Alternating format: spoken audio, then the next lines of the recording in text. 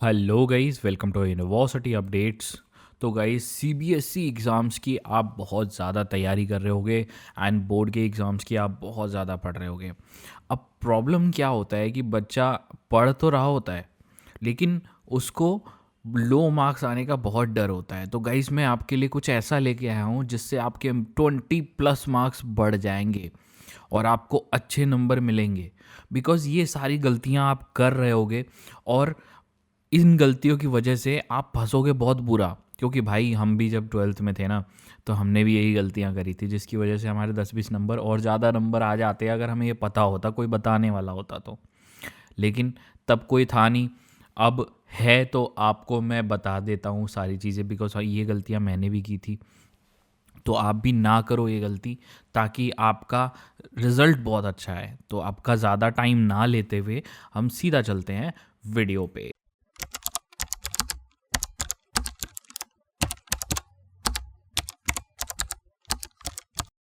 तो सबसे पहले मैं आपको सीबीएसई की वेबसाइट पे ले चलना चाहता हूँ। देखो गाइस, ये सीबीएसई की वेबसाइट है। ठीक है, यहाँ पे आप आओगे, ये सीबीएसई की ऑफिशियल वेबसाइट है। ठीक है, आपको सब पता होगा वैसे तो। एंड जैसा कि आप सभी को पता है कि जो सीबीएसई का 10th का जो पेपर है वो कब से शुरू होने वाला है, 17 Feb 2026, जो कि लेटेस्ट रिवाइज्ड आपकी डेट शीट आई है। और 12th का कब से है?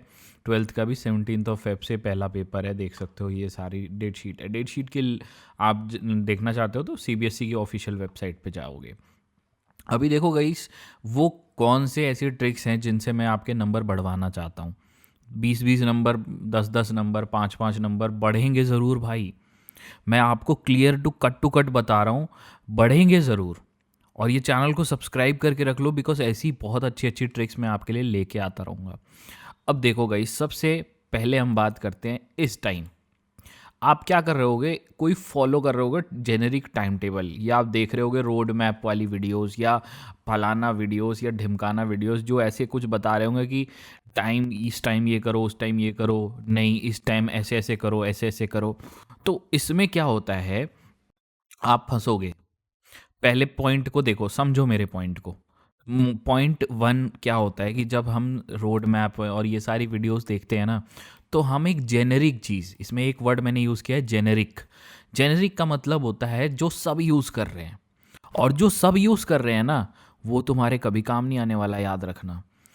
क्योंकि प्लस पॉइंट बोर्ड्स एग्जाम में ये होता है कि देखो, जब तुम खुद का टाइम टेबल बनाओ यार, खुद का टाइम टेबल बनाओ,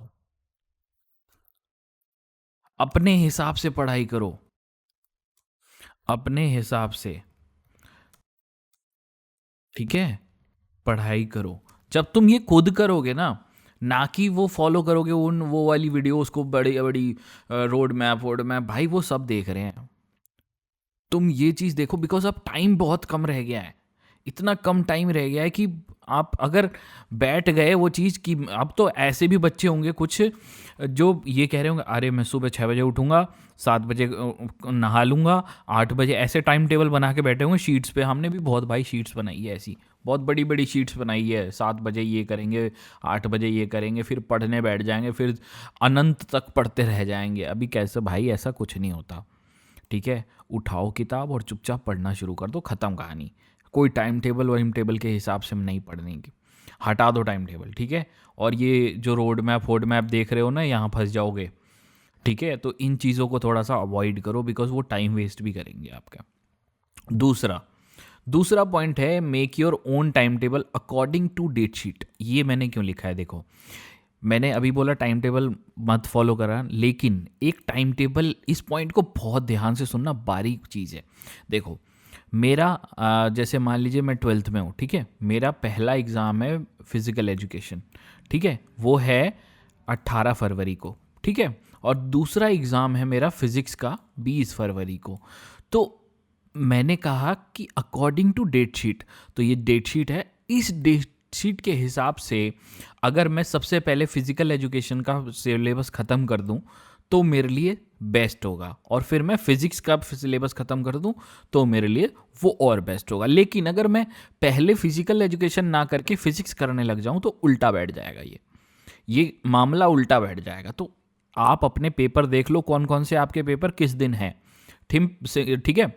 उस हिसाब से, टाइम के हिसाब से, पहला पॉइंट तो ये हो गया कि खुद का टाइम टेबल बनाओ, ठीक है। दूसरा आपका ये हो गया कि खुद का करना होता है, दूसरे खुद के को ही अच्छे से बनाने का फ़ायदा ये है कि डेट शीट के हिसाब से काम करो। डेट शीट के हिसाब से काम करो अपना सिलेबस का, ठीक है। ये बहुत इंपॉर्टेंट पॉइंट है। ये वाला पॉइंट जो मिस कर जाता है ना जो बच्चे, इसे बोलते हैं प्लानिंग करना। अगर आपने प्लान ही नहीं किया डेट शीट के हिसाब से, आपको पता ही नहीं है भाई कौन सा एग्ज़ाम कब हो रहा है, सब पढ़े जा रहे हो, सारे सब्जेक्ट पढ़े जा रहे हो, तो फंसोगे भाई। क्योंकि आपको पता नहीं है कि कौन सा सब्जेक्ट पहले हमें फिनिश कर देना है और कौन सा हमारे पास टाइम है। क्योंकि देखो, अगर मैंने सिलेबस ये वाला फिजिकल एजुकेशन का 18 तक ख़त्म कर दिया, मतलब 17 तक ख़त्म, मतलब मान लो अगर फॉर एग्जांपल मैंने ये एग्ज़ाम 15 फरवरी तक ख़त्म कर दिया, तो मेरे पास 15 से लेकर 20 फरवरी तक का फिज़िक्स के लिए टाइम बचेगा। सबसे बेस्ट ये चीज़ है, इसे बोलते हैं प्लानिंग सिंपल। तो आप अगर ये चीज़ नहीं करोगे तो फंसोगे। ये प्लानिंग होती है, एक टाइम टेबल नहीं होता ये, एक तरह से ये आपकी प्लानिंग होती है कि आप इस हिसाब से बनाओ। भाई यही गलती हम लोग करते थे भाई। हम क्या करते थे, उठा लेते थे बाद का सब्जेक्ट, और मान लो जैसे कोई एग्ज़ाम है मेरा मार्च में है, और मैं फरवरी में ही उसे पढ़े जा रहा हूँ, और जो मेरे पेपर फरवरी में है उसे मैं छोड़ के बैठा हूँ। तो ये चीज़ हो जाती है गड़बड़, ठीक है। तो ये नहीं करना आप। तीसरा, find the repeated question and topics from PYQs। ये भाई बहुत ज़्यादा, इसी से नंबर बढ़ेंगे आपके, ये वाले पॉइंट से सबसे ज़्यादा नंबर इसी से बढ़ते हैं। देखो कैसे, इसको समझाता हूँ। देखो, ये 2 क्वेश्चन पेपर हैं। ये वाला क्वेश्चन पेपर है, ये 2025 का है, और ये क्वेश्चन पेपर 2024 का है, ठीक है। अब ये दोनों 12th के पेपर हैं। 10th वाले बच्चे भी हो तो समझ लो ध्यान से। अब देखो 10th मैथ्स का है, ये मैथ्स। अब मैं मैथ्स का एग्जांपल दे रहा हूँ ताकि आपको समझ में आ जाए। अब क्या होता है, PYQs पुराने साल के पेपरों में कई क्वेश्चन रिपीट होते हैं, डिट्टो उसी टॉपिक से ही उठाए जाते हैं, वो डायरेक्ट टॉपिक से उठा के पूछे जाते हैं। जैसे मैट्रिक्स होता है, मैट्रिक्स एक ऐसा टॉपिक है मैथ्स में जो हर साल पूछा जाता है, हर साल। इसके 5 से 10 नंबर के क्वेश्चन इसमें हमेशा फंसते हैं, हमेशा। और ऐसे बतेरे टॉपिक्स होते हैं भाई, बहुत टॉपिक्स होते हैं। देखो ये 2025 का पेपर है, इसमें भी मैट्रिक्स पूछा गया, इसमें भी मैट्रिक्स पूछा गया, और आगे भी 2 क्वेश्चन और पूछ लिए गए। तो ऐसे पूछे जाएंगे ज़रूर। तो ऐसे टॉपिक्स PYQ से पकड़े जाते हैं। आप खुद से बैठ के नहीं पकड़ सकते। जब तक आप पुराने साल का पेपर नहीं देखोगे, वो कैसे निकालोगे।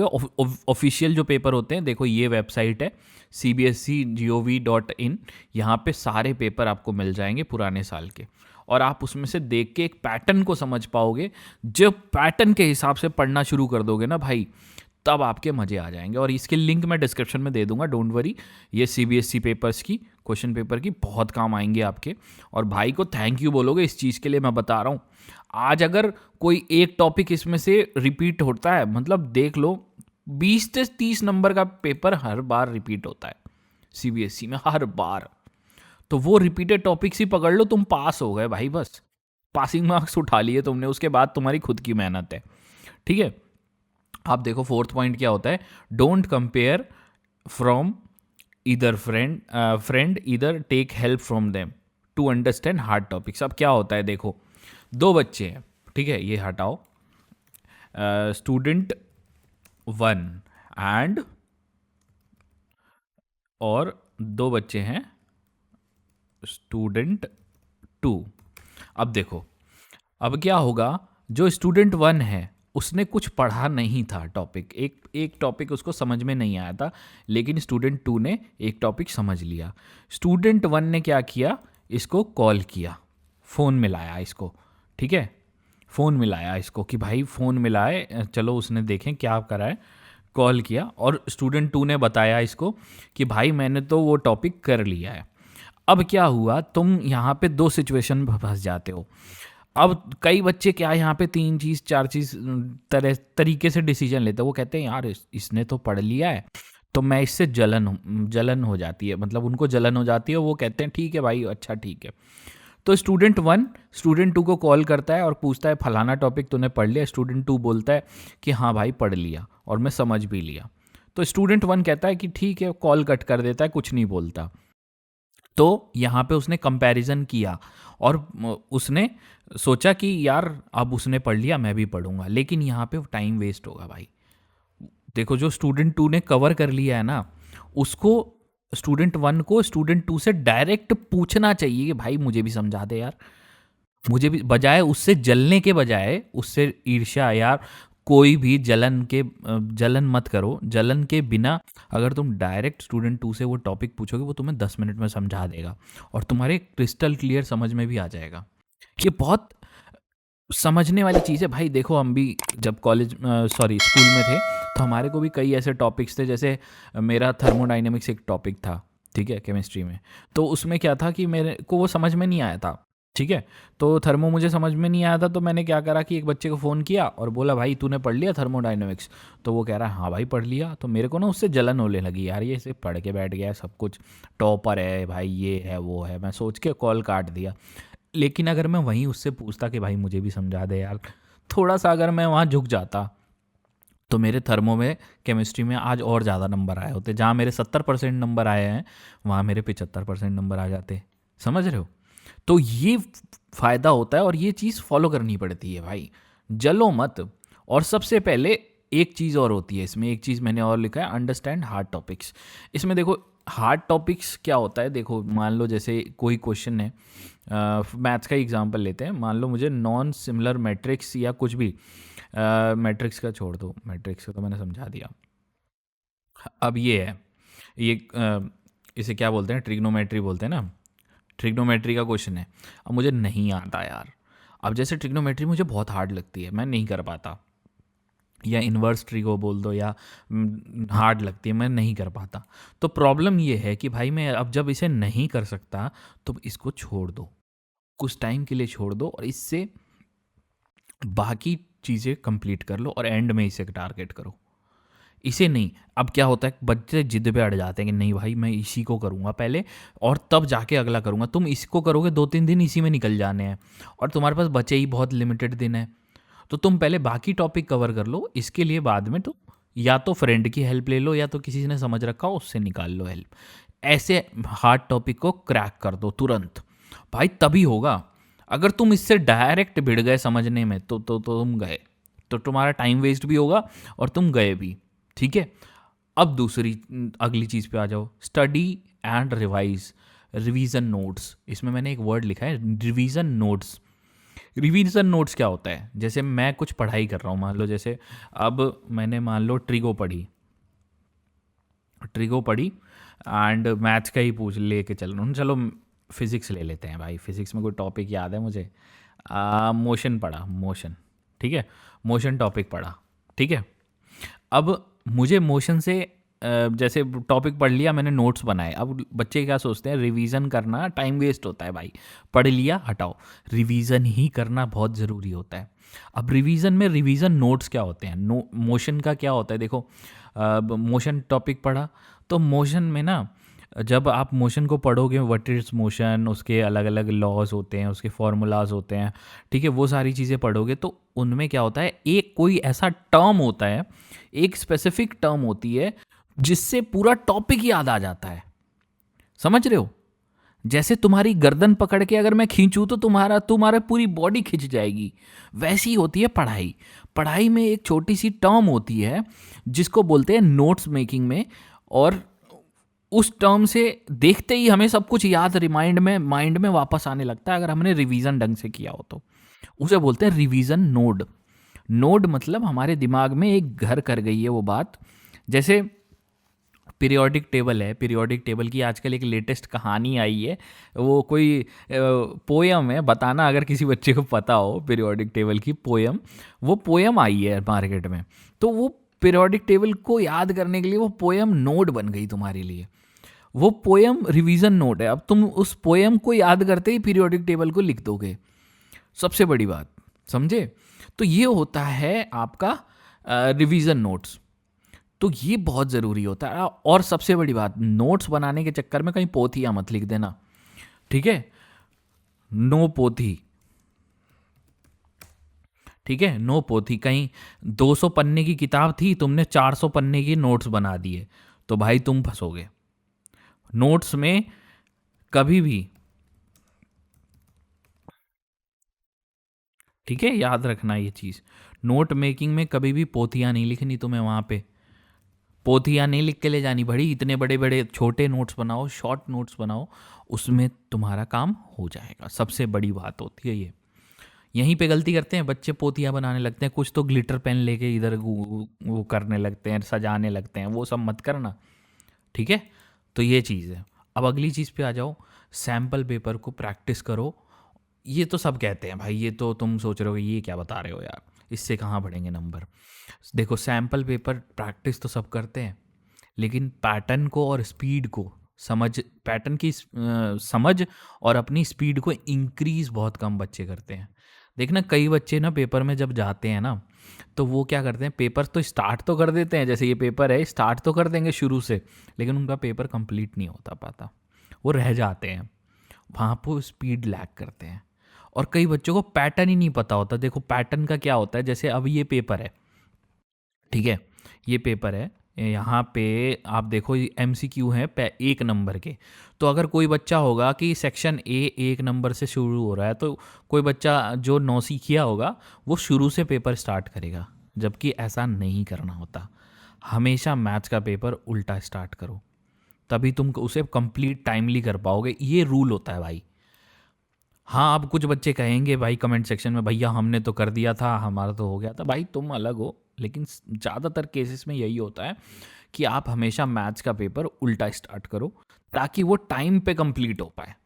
तो इसे बोलते हैं पैटर्न को समझ। पैटर्न की समझ है मुझे कि सेक्शन ई से शुरू करना है, 4 नंबर वाले पहले निपटाओ और फिर जाके 1 नंबर वाले पे जाओ। तो स्पीड भी इंक्रीज़ हुई मेरी, इससे मेरी स्पीड भी बढ़ी और पैटर्न भी समझा मैंने। तो ये आपका सैम्पल पेपर प्रैक्टिस से मिलेगा आपको, समझे? और सबसे बड़ी बात, टॉपर से ना लोग जलते हैं यार। सबसे मेन बात, टॉपर से जलो मत, टॉपर से बात करने जाओ और उससे पूछो कि भाई तुमने कैसे किया था। अगर तुम्हारे अंदर थोड़ी गट्स आएगी ना, तो तब तुम इस चीज़ से भिड़ने के लिए सोचोगे, तभी तभी तुम CBSE एग्ज़ाम से भिड़ने की सोचोगे, नहीं तो तुम नहीं भिड़ोगे भाई, तुम तो गए फिर, ठीक है? टॉपर से बात ही नहीं कर रहा कोई बच्चा जब, तो फिर फंसोगे ना भाई, फिर तो, समझ रहे हो?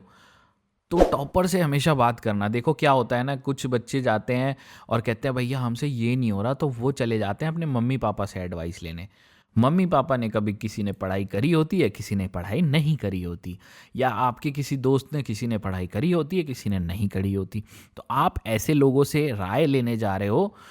अब ये तो वही बात हो गई ना, सोचो, ये तो वही बात हो गई, मेरे को बुखार हुआ है और मैं चला गया उसके पास, मोची के पास, मतलब जो जूते पॉलिश करते हैं, उनके पास चला गया इलाज करवाने। तो भाई मेरे तो वो सिर में कील ठोक देगा ना एक, समझ रहे हो? तो वही बात होती है, जब तुम पढ़ाई की बात करना चाहते हो तो टॉपर से हमेशा बात करो, उसके टिप्स एंड ट्रिक्स देखो और उसको एब्जॉर्व कर लो अपनी ज़िंदगी में कि नहीं भैया ऐसे ही करना है, समझे? तो ये चीज़ बहुत इंपॉर्टेंट है। अब food habits and time saving. अब देखो क्या होता है, फूड हैबिट्स। अब कुछ बच्चे होते हैं कि भाई एग्ज़ाम टाइम में, मैं बताऊं आपको, तो कम खाना चाहिए, लेस लेस ईटिंग करनी चाहिए, ठीक है? लेस ईटिंग करनी चाहिए। पता है क्यों? क्योंकि इससे क्या होता है, आप पढ़ने के लिए होता है, टाइम रहता है और आपके मन भी रहता है। कभी आप ज़्यादा खा लो, आपको नींद आ जाएगी। एग्ज़ाम टाइम में हमेशा ये होता है। और कोशिश करो एग्ज़ाम टाइम में सुबह उठ के ठंडे पानी से नहाना शुरू करो। ठंडे पानी से नहाना पता है क्यों? देखो, उससे क्या होता है कि आपका ब्लड फ्लो बढ़ता है। ब्लड फ्लो आपके दिमाग में ब्लड को तेज़ी से लेके जाता है, जिससे हमें याद रहती हैं चीज़ें। सुबह ठंडे पानी से नहाने से आपको याद रहेंगी चीज़ें और पेपर में याद आएंगी। नहीं तो आप ज़्यादा खाओगे ना, तो यहाँ तो पढ़ के जाओगे, लेकिन वहाँ जाके ठस खत्म, कुछ नहीं याद आने वाला। अरे ये तो पढ़ा था यार मैंने, ये टॉपिक तो पढ़ा था, फिर वही रह जाओगे। फिर आप कहोगे, जैसे मैंने मान लो फॉर एग्जांपल ले लेते हैं ये वाला shortest distance between two line वाला, यार ये कुछ तो याद आ रहा है, कुछ तो पढ़ा था, इसे क्या बोलते हैं याद नहीं आ रहा, ऐसे फंस जाओगे भाई वहाँ पे। तो कोशिश करना ये चीज़, अब सब बच्चे नहीं कर पाएंगे, आई नो, तबीयत मत ख़राब कर लेना इस चीज़ में, बट अगर कर सको तो करना, ठीक है। उसके बाद देखो खाने की हैबिट्स में कई बच्चे क्या करते हैं, 2-3 घंटे खाना खाते हैं, ठीक है, 2-3 घंटे एक लगा लेंगे, वो डोरेमोन लगा लेंगे, या वो आजकल नए नए सीरियल्स आ गए हैं, या कोई मूवी लगा लेंगे, या कोई यूट्यूबर का वो रोस्ट वीडियो लगा लेंगे, या कोई उनकी नई वीडियोस आएगी वो लगा के तो आप खाना शुरू कर दोगे। लो बहुत लंबा टाइम, 3-4 घंटे लगा रहे हो भाई, रोल बनाओ रोटी का और तुरंत खा के पढ़ने बैठ जाओ, टाइम सेव करो। अगर टाइम नहीं मिल रहा पढ़ाई से तो वो क्या बोलते हैं, रोल बना लो रोटी का, सब्जी के बीच, मतलब रोटी के बीच सब्जी डालो और रोल बना के खा के उसे ख़त्म, और फिर पढ़ने बैठ जाओ, ठीक है। ऐसे टाइम बचाना चाहिए। तो ये फूड हैबिट्स और टाइम सेविंग आपको करनी पड़ेगी। उसके बाद क्या होगा ना, अभी देखो मौसम चल रहा होगा सीबीएसई की वाइवा एंड फाइल्स का कुछ, अबे फाइल बना ले भाई, फाइल का ये नोटिस भी आया था ना, देखो ये फाइल का नोटिस भी आया था, क्या नाम है, जब वो रीशेड्यूलिंग हुई थी, कंडक्ट ऑफ प्रैक्टिकल एग्जाम्स, तो ये फाइल में लगे होंगे आधे लौंडे और कि फाइल बना ले भाई, फाइल हमारी किधर गई। तो भाई तुम फाइल के चक्कर में ना बर्बाद हो जाओगे। एक फाइल बनाओ, धड़ाधड़ लिखो और ख़त्म करो और दे दो के सबमिट कर दो। क्योंकि देखो इंटरनल एग्ज़ाम्स और असेसमेंट में ना जो प्रोजेक्ट होते हैं और जो वाइवा होते हैं, ये सब में ना पास हो जाता है बच्चा। मैं सच बताऊं तो स्कूल वाले ही पास कर देते हैं खुद से, तो ज़्यादा टेंशन लोड लेने की ज़रूरत नहीं है। थोड़ा बहुत पढ़ाई करो इसके बारे में, और थोड़ी एक फ़ाइल को जल्दी जल्दी बना लो, और अपनी मेन पढ़ाई थ्योरी पे आ जाओ। थ्योरी को मिस आउट कर मत करना, ठीक है। थ्योरी को, फाइल्स को जल्दी बनाओ, फाइल्स फास्टर, ठीक है, एंड थ्योरी पे फोकस करो, मेन थ्योरी पे फोकस आपका होना चाहिए। ये बहुत इंपॉर्टेंट है यार। थ्योरी एग्जाम्स पे अगर आप फोकस नहीं करोगे तो आपके नंबर उठेंगे ही नहीं, आपके सीबीएसई में उठेंगे ही नहीं नंबर। और गाइज ये बहुत ज़्यादा सारी ट्रिक्स हैं, आप हो सके तो इनका स्क्रीनशॉट ले लो, और अगर वीडियो समझ नहीं आए तो एक बार और देख लेना, और आगे भी बच्चों को रेफ़र करना, ठीक है। और मैं श्योर बता रहा हूँ, इन वीडियोस मतलब इन ट्रिक्स एंड ट्रिप्स से आपको ज़रूर कुछ ना कुछ 10 से 20 नंबर आपके बढ़ जाएंगे हर पेपर में, अगर आप यूज़ करते हो तो, ठीक है। तो भाई के चैनल को सब्सक्राइब कर लेना, वीडियो को लाइक ज़रूर ठोक देना। तो यही कुछ था इस वीडियो में, इसके रिगार्डिंग अगर कोई भी क्वेरी हो, कमेंट सेक्शन आपके लिए हमेशा ओपन है। अगर आप दिल्ली यूनिवर्सिटी से रिलेटेड कोई भी दिक्कत फेस कर रहे हो और आपको बहुत सारी प्रॉब्लम्स आ रही है, आपको अपने डाउट सॉल्यूशंस करवाने हैं, तो गाइस आप मुझे टेलीग्राम और इंस्टाग्राम के थ्रू कनेक्ट कर सकते हो। टेलीग्राम से आपको कैसे कनेक्ट करना है, टेलीग्राम अपना ओपन करना है, अपने फ़ोन में टेलीग्राम इंस्टॉल करना, एंड अपने टेलीग्राम के सर्च बार में लिखना दिल्ली यूनिवर्सिटी, और ये जो सबसे ऊपर ग्रुप आएगा इसको ज्वाइन कर लेना, यहाँ पे मैं आपको मिल जाऊँगा। और अगर आप मुझे टेलीग्राम पे नहीं ढूंढ पाते हो तो इंस्टाग्राम से भी कनेक्ट हो सकते हो मेरे से। यूनिवर्सिटी अपडेट्स अब आपको CUET UG, CUET PG, IIT JEE, JoSAA, JAC, NEET exams, job portals की अपडेट भी देता है। इन सभी चैनल्स को फॉलो करने के लिए डिस्क्रिप्शन में लिंक सारे चैनल्स की दी हुई है, आप फॉलो करके उनकी भी अपडेट्स ले सकते हैं।